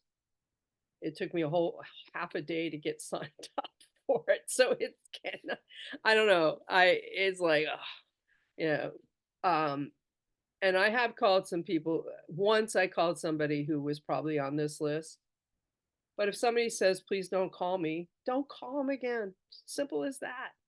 Somebody says, I really, I don't like to take phone calls, or, I only text, or they say, I really don't, I'm not selling, I'm not interested in talking to realtors. Just acknowledge that. Not everybody is going to buy or sell. I mean, just, maybe they're the one you just send a card to at Christmas time and say, thinking about you, Merry Christmas. And, and they'll remember you. But this is really important to get signed up for this and do that. I engage every conversation in the spirit of contribution, and people are happy to be in relationship with me. I can't stand the social media posts. I sold 16 houses this month, and I'm under contract for 25 more. And I say, who cares? Because there's enough business for all of us if we're doing our job right. Because most people are not doing their job right. Most people are not contributing to the benefit of the people they're in relationship with. They're all about them. You can be all about you, just don't let them know it. Yeah. I mean, it just really, people don't care. I mean, they want to know you're successful, sure, especially friends and family. They care about you, but they don't want to, if your success is selling 50 homes a year and my success is selling 11, am I any less successful? The success comes from, I'm doing what I want to do, and I'm contributing to the people I'm helping. And I only want to do it 11 or 12 times a year. I mean, I've done it where I've had more, but I don't want to do it. That's who I am, and that's my life. But if I was Deanna's age, I would want more than 11 or 12 eventually. Because she's young. She's at the start of her career. You too, Melissa. I mean, you're a lot younger than me, and you probably want a lot more, and you'll probably get a lot more once your kids are more independent and maybe driving themselves to their soccer games. That's so. Again, it's not about you. It is about you, but you become a result of what you contribute to others. So you both win. Get help. There's plenty of videos and, online questions and stuff online. Let's see. For some reason, I'll finish the slides and then I will put in chat I can't do it while I'm screen sharing. I will put in my contact information. I'm happy to, if you just want to talk about things. I've enjoyed the mentoring that I've done. I am open to that. it's a little easier when the people you're mentoring are in your area. But reach out to some of these experienced agents. They might love to mentor. Or if you're want to be on a team, they should give you a lot as well. So yeah, connect with your market is your session on Friday. And they'll give you some more ideas on some of the things we talked about. Before let's see, stop screen sharing. How do I do that? Okay. I don't know how to stop it. Let's see. Share. Anybody, you guys that are more tech than me. Oh, there it is. Finally came up. Stop share. Okay. Huh. Hold on. Where'd you go? I'll go again. I tell you. Come on. Zoom.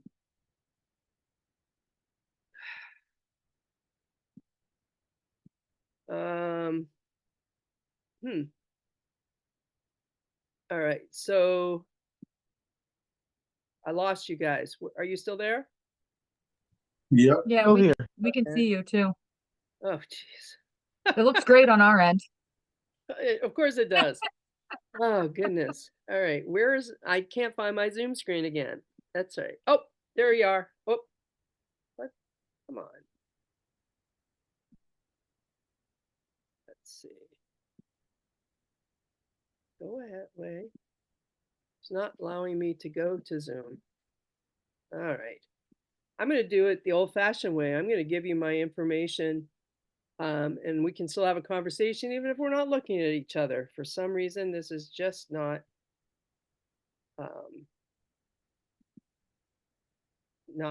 coming up. It's very weird. There you are. All right, gotcha. All right. I'm going to put my information in the chat box.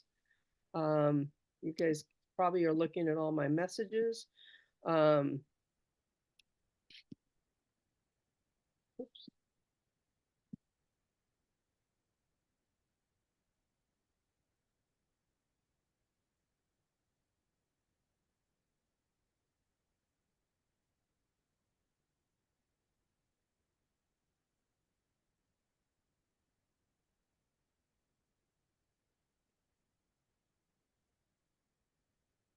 There you go. There's my contact information. I'm going to get yours. Any ahas? You guys know what an aha is? Can you hear me? Yes. We can.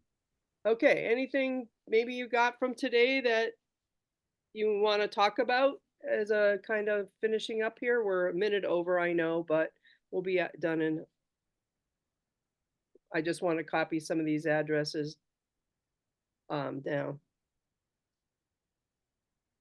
Ahas, something maybe you got out of today that you hadn't thought about, or that maybe something somebody said that makes you want to try something new or think of, do something new. Anybody? One thing that some people talked about, David, when he was here, Melissa, I believe you spoke about this, but kind of during the closing process, staying on the lender, staying on the inspector, staying on the other people that aren't just you that are involved in that process. So I think I'll probably be ending up making some sort of a spreadsheet for myself for the different tasks and their associated stakeholders so that I can be following up with those people. So that was definitely a piece of information that I wrote down in my notes that I'll definitely be following up on. That's a good, yeah, that's a good idea. That's a lot of realtors will do basically something that they can, especially with buyers, it's really helpful to just have it, and literally a check sheet that, this has been done, this has been done. And, but I would also recommend that you do, communicate even when those things have happened, or, you're not discussing those things. To keep in mind that it goes beyond, these are what has to be done every time, to things that will come up, each time that are a little different. So, which is one of the things I love about the job. You know, it's always a little different. Anybody else before we say nice meeting you? Okay, wait. I'm gonna try to get through that daily success system every day. Okay. I think it's gonna be hard, but I think if I intentionally try to do it, Yeah. I'll do it most of the time. I missed the first half of this, so. I do believe it was recorded, so it might be on, I think it will be on through, you can get it through the Facebook page, I believe at some point, because it was recorded. Okay. Yeah. So now I have to figure out how to stop the recording. So I'm not totally tech inept. I am a type of person because of, having gone through all sorts of different changes over 70 years, you learn to focus on those things you use on a regular basis. So I called Tim before this just to say, okay, what am I doing? I don't feel confident in this tech aspect. So, but we managed to come back and find you all, and that's good. So, but I will let you go so that you can get to contracts class. You'll be a little late, but if you don't have to be somewhere, I advise hopping on. I believe it's New Hampshire at 11 o'clock. But it was very nice meeting you all. I probably talked too much. I apologize for that, but feel free to call me if you want to just, have a conversation and want somebody to, bounce things off of. I'm happy to talk with people. I think my relationships with other realtors are oftentimes as important as my relationships with clients towards making transactions successful. So Awesome. Thank you. you're very welcome. Nice Yeah. meeting you all. Take care. Thank you, Nice meeting Stacy. you. I Thank you. appreciate your time. All right. Thank you very much. Take care. Bye-bye. Bye.